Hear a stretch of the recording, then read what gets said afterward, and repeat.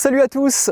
Aujourd'hui, j'ai avec moi le nouveau DJI Mavic 3, d'ailleurs dans sa version ciné, donc la meilleure version de tous les Mavic 3 qui sont sortis et que je sais beaucoup de pilotes de drones et de vidéastes attendaient puisque les autres drones de la gamme DJI sont devenus vraiment excellents au fur et à mesure des années et que c'est vraiment sur celui-ci qu'on attendait de grosses nouveautés. Un capteur micro 4 tiers capable de faire de la 5,1K à 50 images par seconde, du 120 images par seconde en 4K, de l'enregistrement ProRes sur un SSD intégré, une autonomie énorme, de nouveaux modes de vol et la possibilité de varier les longueurs focales grâce à carrément un double couple capteur optique. Donc difficile d'en demander plus, sur le papier c'est sacrément impressionnant tout ça et d'ailleurs si vous avez envie d'acheter ce DJI Mavic 3 tout en soutenant la chaîne YouTube, vous avez des liens qui sont juste en dessous dans la description de la vidéo. Mais avant ça et pour vous aider à vous décider,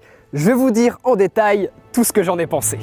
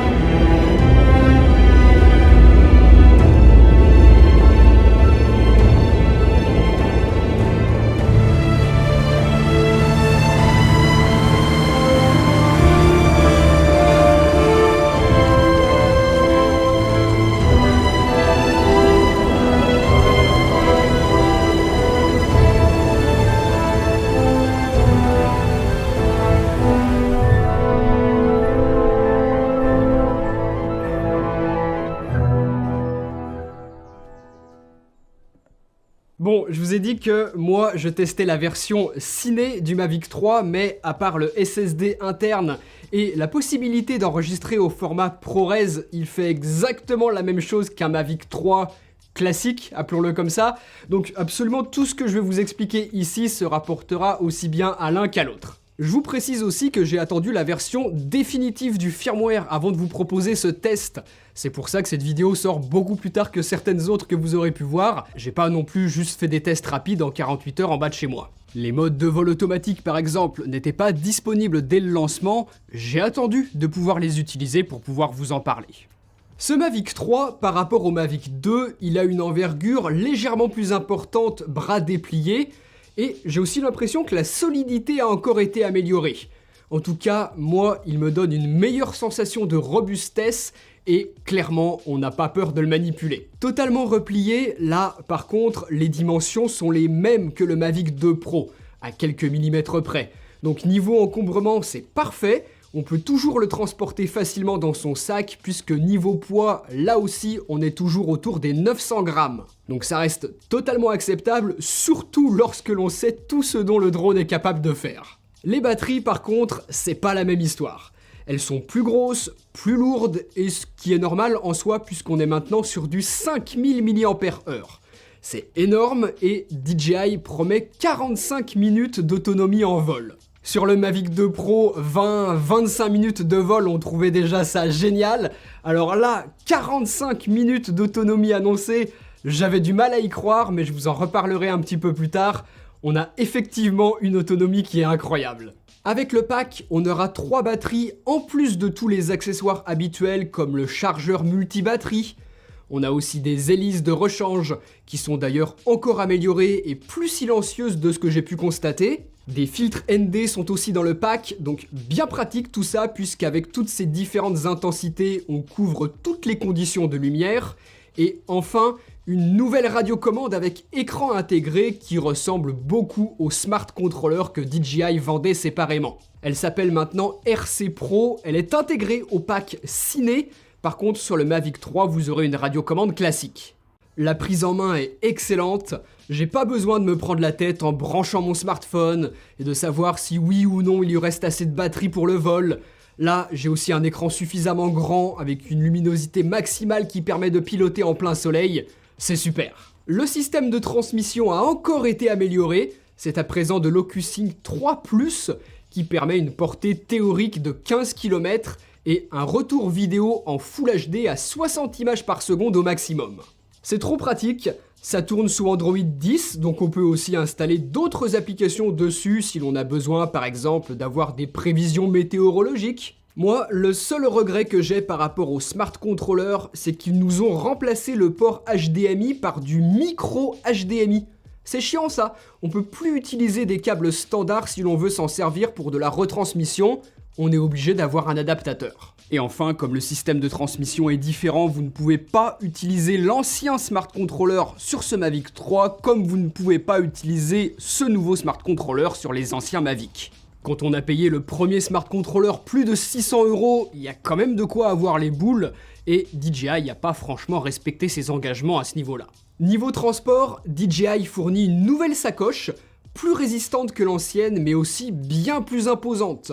Avant, mon Mavic 2 Pro, le smart controller et 3 batteries tenaient dans la petite sacoche de DJI, et là, vous voyez que c'est pas du tout le même encombrement sur celle de ce Mavic 3, mais elle est aussi différente. On peut la porter à la main, comme une petite sacoche, ou alors en bandoulière, et même la transformer en sac à dos. C'est plutôt bien pensé tout ça, et dedans, moi je peux mettre absolument tout ce qui concerne le drone, et même un ordinateur de 15 pouces, tout ça en ayant encore de la place pour des habits ou un pique-nique, ce qui peut être pratique si l'on part pour une longue journée ou un petit week-end. Et puis d'ailleurs, en parlant de transport, j'apprécie que DJI ait pensé à une bonne solution pour protéger la caméra et les hélices lorsque l'on replie le tout. C'est du plastique solide, du métal pour la boucle d'accroche. Donc impeccable, on n'aura pas peur d'abîmer le drone sans faire exprès dans son sac. Moi, sur les précédents Mavic, j'étais obligé d'acheter des petits accessoires en plus pour être certain de ne rien casser pendant le transport.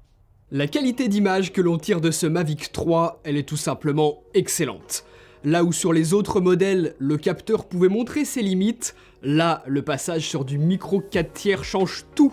On a un capteur excellent sur tous les points. À présent, je pense qu'on peut parfaitement utiliser ce Mavic 3 pour du documentaire, du reportage, de la publicité sans aucun problème.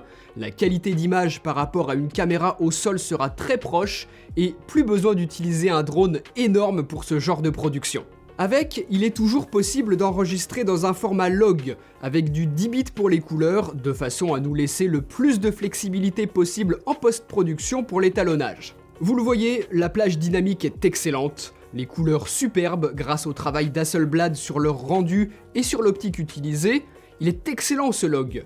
J'ai quasiment tout filmé avec et comme je vous le disais, on peut parfaitement faire correspondre des images filmées au sol avec les images capturées par ce Mavic 3 dans les airs. Moi, j'ai tourné avec des images en automne, en été, en hiver, en plein soleil ou sans et tout match parfaitement au montage, c'est un vrai régal. Même dans des situations de fort contraste, on a constamment moyen d'exposer parfaitement son image en gardant des détails dans les ombres et dans les hautes lumières, ce qui n'était pas toujours forcément le cas avec les plus petits capteurs des précédents Mavic. Impeccable tout ça, et dans des conditions de faible luminosité, monter les ISO ne pose aucun problème, on garde des images parfaitement exploitables, donc vraiment à aucun moment je ne me suis senti limité, même en montant très haut mon shutter lorsque je fais du slow motion sans aucun soleil, je pouvais toujours exposer parfaitement mon image, et là, clairement, le capteur micro 4/3 qui capte plus de lumière qu'un capteur plus petit fait toute la différence. On peut pleinement exploiter tout le potentiel du drone et filmer efficacement dans n'importe quelle condition de lumière. Je me suis régalé avec, et c'est ce que l'on a longtemps rêvé de pouvoir faire sur un drone aussi compact que l'on peut emporter partout avec soi. C'est vraiment trop bien, qu'est-ce que vous voulez que je vous dise de plus ? Avant, pour filmer avec du micro 4/3, l'option chez DJI c'était l'Inspire, un drone bien plus encombrant qui pouvait se piloter avec 2 opérateurs, qui devait aussi être équipé d'un parachute pour la sécurité. Bref, rien à voir du tout avec la toute petite taille de notre Mavic 3 qui tient dans un sac une fois replié, et pour ceux qui auraient du mal à visualiser, du micro 4/3 c'est ce que l'on avait sur le capteur du Panasonic GH4 ou GH5 par exemple. Par rapport au capteur 1 pouce du Mavic 2 Pro, c'est donc une grosse évolution, et comme le nombre de mégapixels n'a pas évolué, toujours 20 millions, les pixels sont donc plus gros. Il capte donc plus de lumière, ce qui donne ces magnifiques images en pleine journée, mais ce qui est surtout utile dès lors que l'on va filmer dans des environnements plus sombres, plus compliqués. Là, on remarque bien l'intérêt d'un capteur plus grand, et ça ouvre encore plus de possibilités avec un drone. Sur l'optique, l'ouverture peut varier entre un équivalent f2.8 et f11, et c'est l'une des choses qui moi me manquait beaucoup sur le DJI R2S par exemple. Cette ouverture variable, ça reste une exclusivité de la gamme Pro chez DJI. Ça nous permet d'ajuster notre exposition sans toucher aux autres paramètres. Là, par exemple, je peux garder une vitesse d'obturation basse au double de ma fréquence d'image afin de garder des flous de mouvement qui sont naturels, ce que l'on recherche en vidéo. Donc cette ouverture variable que l'on peut contrôler plus un filtre ND, c'est l'idéal pour toujours parfaitement exposer nos plans. Et vous voyez que les filtres de DJI couvrent les deux couples capteurs optiques du Mavic 3. Parce que oui, je vous le disais en début de vidéo, en plus du grand angle principal, on a également un téléobjectif. C'est un équivalent 162 mm, rendu possible grâce à l'utilisation d'un bien plus petit capteur. On a donc un rapport x7 par rapport au capteur principal, ce qui permet de zoomer beaucoup plus serré sur notre sujet, même si la qualité est forcément bien moins bonne. C'est utilisable en pleine journée avec un bon soleil, mais rarement autrement. Donc ça peut être intéressant de l'utiliser lorsque vraiment on n'a pas le choix, qu'on ne peut pas s'approcher plus près physiquement de notre sujet, mais vous voyez bien que la qualité c'est pas vraiment ça. Ça s'approche un petit peu de ce que l'on pourrait obtenir avec un smartphone, la dynamique est moins bonne que le capteur principal. Pour que l'on oublie un petit peu ses points faibles, il faut profiter du gros effet de compression optique pour créer des parallaxes intéressantes. Là, vous voyez que ça donne l'impression que le fond bouge beaucoup plus que le premier plan, même s'il faut parfois passer un petit peu de temps en post-production pour stabiliser cette très longue focale. Donc c'est pas que la qualité de ce téléobjectif est mauvaise. Non, franchement, ça va. Et surtout sur un drone, à un moment, on a des contraintes physiques. Si on ne peut pas mettre du verre énorme devant l'optique, on compense forcément avec une petite taille de capteur. Et c'est surtout le fait que le capteur principal, le micro 4/3, lui est tellement excellent que lorsque l'on switch sur ce téléobjectif, ce beaucoup plus petit capteur, la différence de qualité, on la ressent. On voit immédiatement le gap de qualité qu'il y a entre l'un et l'autre. Et au final, je suis pas sûr que les vidéastes qui sont vraiment exigeants sur la qualité et qui ont voulu ce Mavic 3 pour ça justement, filment beaucoup avec cette longueur focale-là. Quand on passe dessus, on perd énormément de choses. Pas de log, pas de ProRes, pas de 5K, pas non plus de haute fréquence d'image, même en descendant en Full HD, vous voyez qu'on sera constamment limité à 30 images par seconde. On est aussi obligatoirement en exposition automatique, rien de manuel, hormis un simple correcteur d'exposition très sommaire, donc loin d'être idéal. Finalement, le seul contrôle que l'on a sur l'image, c'est la balance des blancs que l'on peut définir en manuel. Il faudra donc faire très attention pour bien exposer son image avec le peu d'outils que DJI nous laisse à disposition manuellement. C'est pas impossible du tout, vous l'avez vu, mais clairement, il nous facilite pas les choses. Je reviendrai dessus un petit peu plus tard quand je vous parlerai des modes de vol automatique et de la photo, mais vous verrez que sur ces points-là aussi, il est très limité ce téléobjectif. À mon avis, ce sera une fonctionnalité qui sera davantage utilisée par tous ceux qui font de l'inspection avec un drone, puisque vous le voyez, on aura la possibilité de faire un zoom numérique à partir du capteur principal pour ensuite basculer automatiquement sur le second couple capteur optique, le 162 mm. Donc à ce moment-là, si la qualité d'image n'est pas exceptionnelle, c'est pas très grave. On a surtout besoin de pouvoir zoomer précisément sur quelque chose dans ces conditions-là. Vous voyez qu'on peut aller jusqu'à un x28 par rapport au grand angle principal. Donc pour de l'inspection où on n'a pas la possibilité de s'approcher physiquement très proche, le drone peut être utile dans ce cas-là. Sur le capteur principal, on aura beaucoup plus de possibilités en termes de définition et de framerate. On aura de la Full HD 1080p jusqu'à 60 images par seconde. On aura également de la 4K en réalité Ultra HD, du 3840 par 2160 jusqu'à 60 images par seconde. La vraie 4K, 4096 par 2160 jusqu'à 60 images par seconde. Et la 5,1K jusqu'à, cette fois-ci, 50 images par seconde. Donc autant utiliser cette très haute définition pour les plans classiques. Et ensuite, si l'on veut faire des ralentis, on passe dans ce mode qui, vous le voyez, crop sur le capteur pour nous offrir en cinéma 4K et en 4K Ultra HD du 120 images par seconde. Donc de quoi faire de beaux ralentis en post-production. Donc on a le choix, impeccable. Par exemple, si l'on travaille dans un projet en 4K, avoir filmé dans une définition supérieure, donc en 5,1K, nous laisse la possibilité au montage de zoomer numériquement dans notre image sans que la perte de qualité ne se remarque trop. Ou alors on laisse tout ça en 5,1K dans notre timeline en 4K, ce qui nous donne une meilleure sensation de piquer dans l'image. Et enfin, le 120 images par seconde en 4K va nous permettre au montage de choisir les moments où l'on souhaite ralentir nos images. Là, la saison ne s'y prêtait pas trop, donc j'ai fait avec ce que j'avais sous la main, mais sur du sport extrême, de l'action par exemple, c'est incroyable d'avoir ces possibilités-là. On a un outil professionnel qui va rester pertinent pendant des années, et encore plus sur cette version ciné que j'ai ici, et qui est capable d'enregistrer au format ProRes sur un SSD interne de 1 Tera. Le bitrate a aussi augmenté, donc DJI a clairement bien fait les choses jusqu'au bout et s'est pas contenté de juste nous faire un drone capable de filmer à de hautes fréquences d'image dans des définitions élevées. On a vraiment de très bons fichiers avec lesquels s'amuser en post-production. Un câble 10 gigabits en USB type C est fourni, et ce qui permet donc de transférer rapidement les fichiers depuis le SSD du drone vers notre ordinateur. Comme le SSD n'est pas amovible, c'est le seul moyen de récupérer les fichiers enregistrés dessus, et c'est pas forcément une bonne chose, puisque sur le terrain, on peut toujours sécuriser rapidement ces fichiers entre deux vols en changeant de carte SD, mais sachant que le format ProRes, lui, ne peut être enregistré que sur le SSD, et que l'on n'est jamais à l'abri d'un problème en vol, un crash, c'est pas toujours très rassurant de savoir que nos rushs sont sur le SSD dans les airs, sans moyen rapide de les sécuriser rapidement entre deux vols, à cause de ce SSD non amovible. Un peu dommage donc, mais c'est quand même le format que j'ai systématiquement utilisé. Et le ProRes, si vous vous intéressez un petit peu à la vidéo, vous savez que c'est un codec très facile à décoder par le processeur des ordinateurs.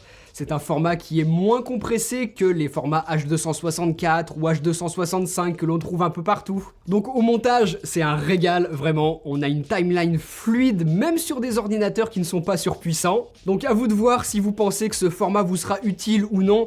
Mais je vous rappelle quand même que le Mavic 2 Pro a mis 3 ans avant d'avoir un successeur. Si vous partez sur ce Mavic 3 en tant que drone pour votre activité professionnelle, a priori vous êtes parti pour le garder très longtemps. Donc moi, si vous êtes vidéaste, c'est le choix que je ferais, cette version ciné. Les 1 Tera de stockage intégré, le ProRes, le Smart Controller qui permet de ne pas du tout se prendre la tête avec un smartphone. Pour moi, c'est des avantages qui valent le coup lorsqu'on fait un investissement qui va rester pertinent sur 2-3 ans. Il se sera donc fait attendre, ce Mavic 3, mais ça en valait la peine. Vous avez vu qu'on peut faire de superbes images avec. Côté hardware, c'est sacrément efficace, mais par contre, le logiciel, lui, ne donne pas la sensation d'être terminé, alors que le drone est pourtant sorti il y a déjà plusieurs mois. Pas mal de choses, vous allez le voir, sont très frustrantes. En mode photo, au moment où j'enregistre ce test, le mode de prise de vue panorama n'est toujours pas disponible, mais il le sera, en plus du mode classique, bracketing et intervallomètre, avec la possibilité sur le capteur principal de shooter en JPEG uniquement, RAW uniquement, ou alors d'enregistrer les deux, le fichier RAW et le fichier JPEG. À vous de choisir. Et pour ce qui est de la qualité des images, je vous en ai déjà partagé plusieurs sur Instagram, je vous les remets ici. J'ai pas grand chose à dire dessus, la dynamique grâce à ce capteur plus grand que les années précédentes est excellente. C'est toujours du 20 millions de pixels, donc de quoi recadrer un petit peu à l'intérieur si on le souhaite, et faire des tirages. En revanche, un petit peu déçu de voir que le téléobjectif est limité au format JPEG, pas de RAW avec celui-ci, alors que pourtant je ne vois pas ce qui techniquement l'en empêche. Il faudra bel et bien repasser sur le capteur principal pour avoir le choix entre JPEG et RAW. Autre limitation du téléobjectif, en vidéo, on ne pourra pas l'utiliser avec les modes de vol automatique. Vous voyez que lorsque je m'encadre, on m'indique que non, ce n'est pas disponible, donc pas d'active track, pas de point of interest qui pourtant aurait pu être très pratique avec cette très longue focale. On sera obligé de le faire manuellement. Aucun des modes de vol automatique, quel qu'il soit, ne fonctionne avec le téléobjectif. Ici, je vous montre les master shots, ce qui fait que le drone va réaliser plusieurs mouvements plus ou moins complexes dans différentes situations pour ensuite les combiner ensemble. C'est un mode qui s'utilise exclusivement avec le grand angle. Vu que l'on obtient le résultat directement sur la radiocommande avec un montage tout fait, une petite musique derrière, ça peut être pratique pour partager tout ça très rapidement sur les réseaux sociaux, mais rien de plus. C'est bien de la 4K, mais c'est du 30 images par seconde, donc loin d'être idéal lorsque l'on veut mélanger ça avec des plans tournés à 25 images par seconde, ce que l'on fait habituellement. Je voulais vous montrer ce que donnent ces master shots, mais clairement aucun professionnel n'utilisera ça. Plus intéressant, on retrouve les autres modes automatiques qui permettent de traquer son sujet.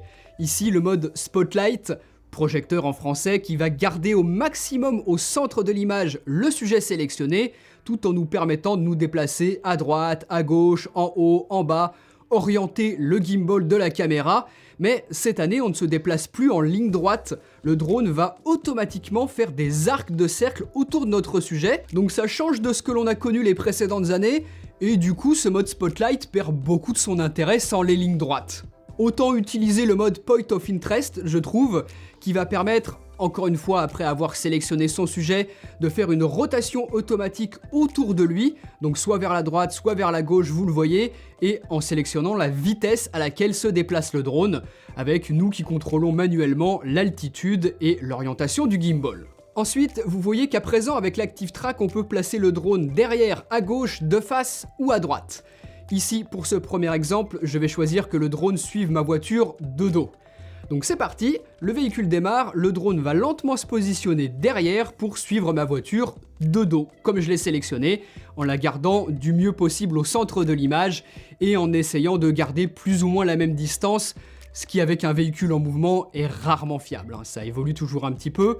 Si je passe maintenant du côté gauche, vous voyez que le drone se repositionne, il continue de garder ma voiture au centre de l'image, mais cette fois-ci fait un déplacement latéral en se déplaçant de la droite vers la gauche, dans le sens dans lequel se déplace la voiture. Si elle tourne, le drone se repositionne pour constamment être capable de la suivre dans le même sens. Donc voilà comment ça fonctionne, je vous laisse admirer les images, le comportement du drone. Là, vous voyez que si quelque chose se trouve dans son champ, dans son parcours, il va le contourner, il fait le tour de l'arbre, perd quelques instants la voiture, mais se repositionne très très vite, sans pourtant avoir changé sa course. Donc ça fonctionne vraiment très bien. Et si je replace le drone derrière la voiture, vous voyez qu'il se remet lentement, esquive toutes les petites branches qu'il peut y avoir en dessous de lui, il est suffisamment intelligent pour rester au-dessus. Donc vraiment ce tracking fonctionne très bien, que ce soit comme je vous l'ai montré avec des véhicules ou alors avec des personnes. Ici, même dans un environnement compliqué, le Mavic 3 me suit parfaitement. Par contre, cet Active Track fonctionne dans des conditions très particulières malheureusement. Ici, en 5,1K 50 images par seconde, ça ne fonctionnait pas. Ça ne fonctionne toujours pas en 5,1K 25 images par seconde. Je décide donc de descendre en 4K à 50 images par seconde. Je réessaye de sélectionner mon sujet. Et non, cette fois-ci, c'est le ProRes qui pose problème. Je le désactive donc dans les réglages. J'essaye à nouveau de sélectionner mon sujet. Et non, je ne peux pas non plus me trouver en mode log. Ça commence à faire beaucoup. On ne peut pas utiliser l'Active Track en 5,1K, pas en ProRes, pas en D-Log.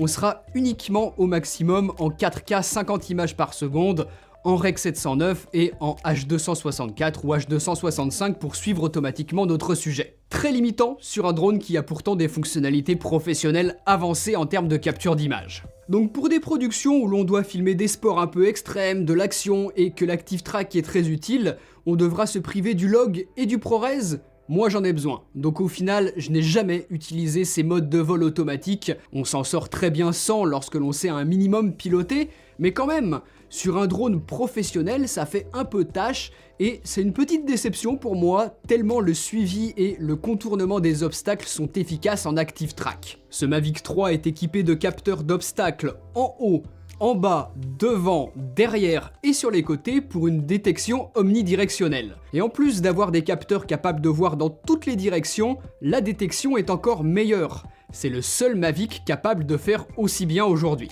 Peu importe la définition ou le framerate avec lequel on filme, ces détecteurs d'obstacles fonctionnent et nous permettent de les contourner. Cette détection améliorée des obstacles, elle va également nous être utile lorsque l'on utilise la fonction de retour automatique du drone. Par exemple, si on perd le retour vidéo, qu'on ne sait plus trop où se trouve le drone, on ne touche plus à rien, il revient automatiquement, c'est bien pratique. Et là, dans cette situation, lorsque la zone est totalement dégagée, que le drone est largement au-dessus des arbres, c'est facile. Mais si ce n'est pas le cas, ce Mavic 3 est capable de faire un mapping 3D de son environnement grâce à ses nouveaux capteurs sur 200 mètres pour être certain d'esquiver tous les obstacles.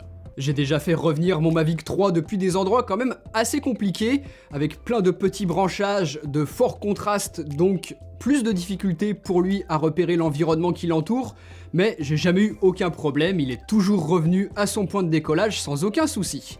Nickel. C'est quand même rassurant de se dire que le drone est capable de revenir automatiquement sans que l'on ait besoin de toucher à quoi que ce soit à son point de décollage ou alors à la position GPS de la radiocommande que l'on a dans les mains. Ça, c'est bien pratique si par exemple vous avez fait décoller le drone d'un bateau, puisque comme vous vous êtes ensuite déplacé, forcément on ne va pas vouloir que le drone revienne au point de décollage, mais bien sur le bateau, là où se trouve le pilote avec la radiocommande.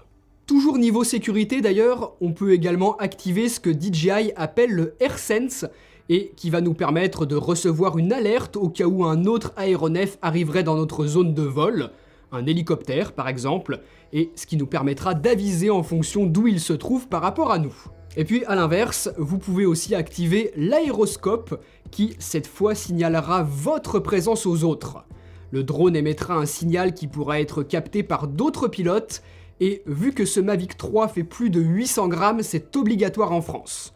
Donc pensez-y, vaut mieux pas trop déconner avec la sécurité.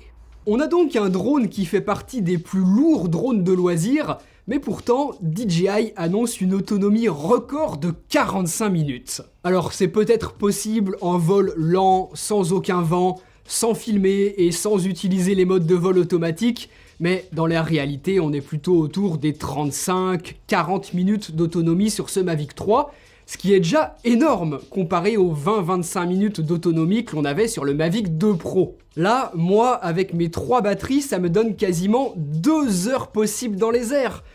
C'est incroyablement confortable et ça donne d'ailleurs la possibilité de pleinement profiter de certains modes de vol automatiques. Je pense au mode hyperlapse.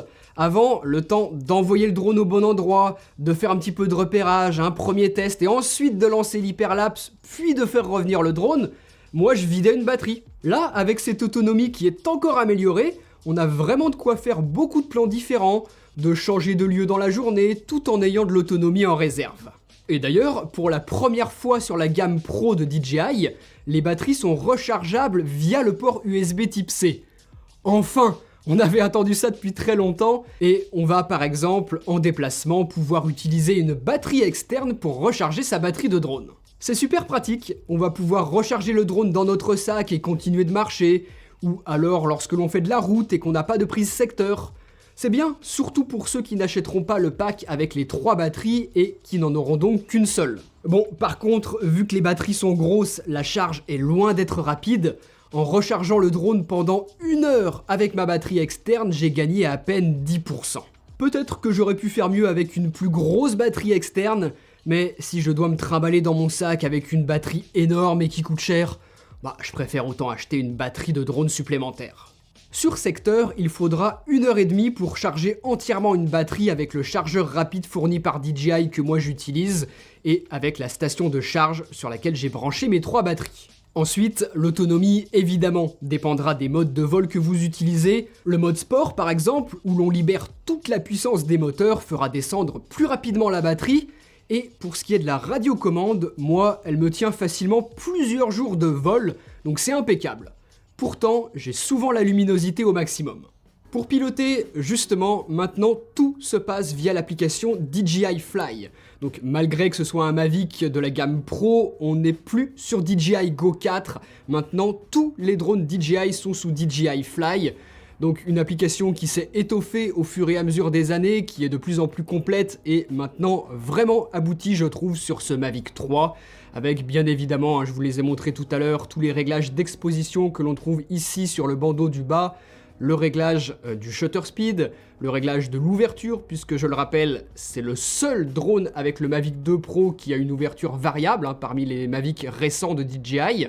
On peut aussi bien évidemment paramétrer sa balance des blancs, soit en mode automatique, soit en mode manuel, si vous préférez être plus précis. On a les réglages de framerate associés aux différentes définitions d'image. Et enfin, si on se rend dans les réglages, on va trouver tout plein d'autres petits paramètres qui vont nous aider à la fois à composer correctement notre image.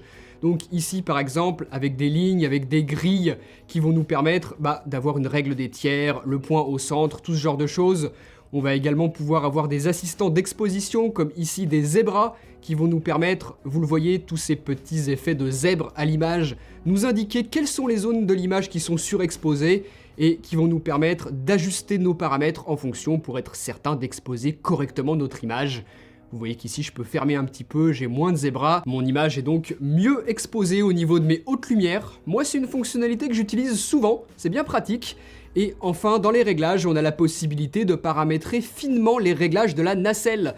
Donc tout ce qui va se rapporter au mouvement de caméra que l'on va faire. Et ça, pour tous les modes de vol. Le mode normal, le mode sport et le mode ciné. Vous pourrez avoir des paramètres différents en fonction du mode de vol dans lequel vous vous trouvez. Ça aussi, c'est super pratique dès lors qu'on veut faire des mouvements un petit peu plus précis. Enfin, dans une mise à jour très récente, DJI a ajouté la possibilité de modifier la réactivité des moteurs en mode normal, en mode ciné et en mode sport. Donc la vitesse à laquelle le drone va réagir en fonction de la force que vous donnez sur les joysticks pour monter, descendre, aller à droite, aller à gauche, chose qui était jusqu'à présent réservée à DJI Go 4. Donc super qu'il nous ait donné cette possibilité sur DJI Fly, parce que sinon ça aurait été un gros reproche que j'aurais fait. C'est quelque chose de très important lorsque l'on veut pouvoir faire des mouvements de caméra fluides et contrôlés. Donc voilà, je pense qu'on a fait le tour de tout ce que vous deviez savoir sur ce Mavic 3 pour vous aider avant votre achat. Et ensuite, entre Mavic 3 normal ou Mavic 3 ciné, ce sera à vous de voir, sachant qu'ils auront exactement la même autonomie, les mêmes modes de vol, la même qualité vidéo sur les deux couples capteurs optiques, le grand angle et le téléobjectif. Vraiment, les différences, elles seront au niveau du confort. La radiocommande avec l'écran intégré, le SSD interne de 1 Tera et bien sûr le format ProRes. Donc je vous le répète, à vous de voir en fonction de votre activité professionnelle si c'est des choses qui vous seront vraiment importantes, sachant que la différence de prix est quand même pas vraiment négligeable. 2100 € pour le Mavic 3 avec le strict minimum d'accessoires, et si vous en voulez plus, notamment des batteries, il faudra compter 2800 €. Et pour le pack ciné avec la grosse radiocommande, le SSD intégré de 1 Tera, l'enregistrement ProRes, il faudra compter 4800 €. C'est le juste prix pour ce genre de caractéristiques aujourd'hui, mais c'est quand même un très gros budget. Réfléchissez bien, il faut quand même que ce soit pour une activité professionnelle qui rapporte quand même pas mal d'argent. Prévoyez aussi peut-être dans votre budget la souscription à DJI Care, le programme d'assurance de DJI. Faites comme vous voulez, mais si jamais vous avez un accident avec le drone, vu son prix, ce serait dommage de le regretter. Si vous voulez acheter ce Mavic 3 tout en soutenant la chaîne YouTube, vous avez des liens qui sont juste en dessous dans la description de la vidéo. Donc vraiment un gros merci à ceux d'entre vous qui passeront par ces liens-là, parce qu'on est quand même sur une grosse vidéo sans aucun sponsor dessus. Et puis sinon, si vous avez des questions, des choses que j'aurais peut-être pas abordées assez en détail, des interrogations que vous avez, n'hésitez pas dans les commentaires. J'essaye de répondre à un maximum d'entre vous. Je vous souhaite évidemment de faire de magnifiques images si vous craquez pour ce Mavic 3. Et puis moi je vous dis à très bientôt pour de prochaines vidéos. Salut!